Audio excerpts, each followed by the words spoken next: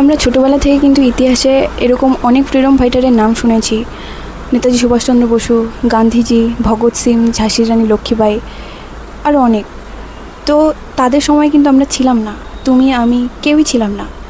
তো এখন in the present যেই মানুষটা আমাদের জন্য লড়ে যাচ্ছে, প্রত্যেকটা ইন্ডিয়ান সিটিজেন, প্রত্যেকটা ফ্যামিলির জন্য লড়ে যাচ্ছে, তাকে কি আমরা একটু সাপোর্ট দেখাতে পারি না?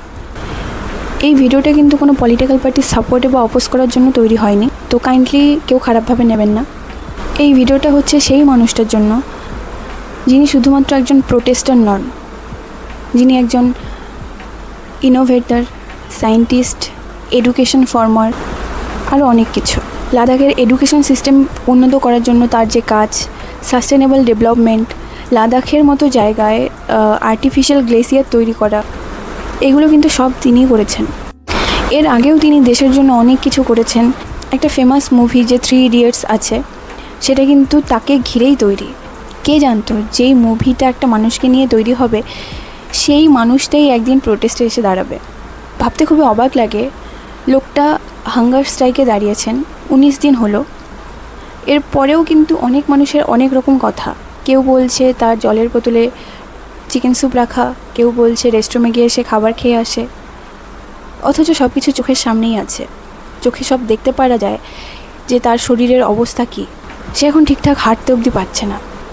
কিন্তু তার কি দাবি? তার দাবি একটাই, যে আমাদের এডুকেশন সিস্টেম ঠিক করা দরকার, যে এডুকেশন মিনিস্টার তার রিজাইনেশন।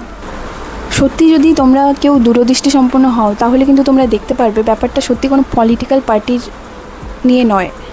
হ্যাঁ, এখানে ইনক্লুডেড আছে সিজেপি, মানলাম, cockroach Janata party, but logically কিন্তু এটা প্রত্যেকেরই সুবিধার জন্য, প্রত্যেকেরই ভালোর জন্য, আমার তোমার।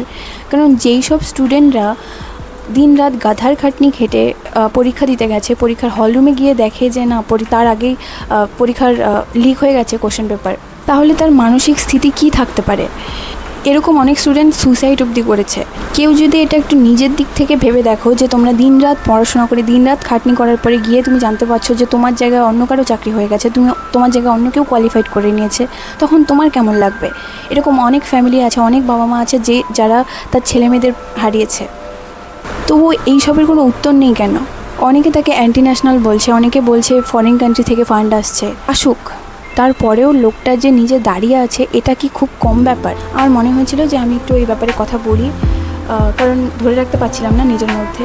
That's all, thanks for watching.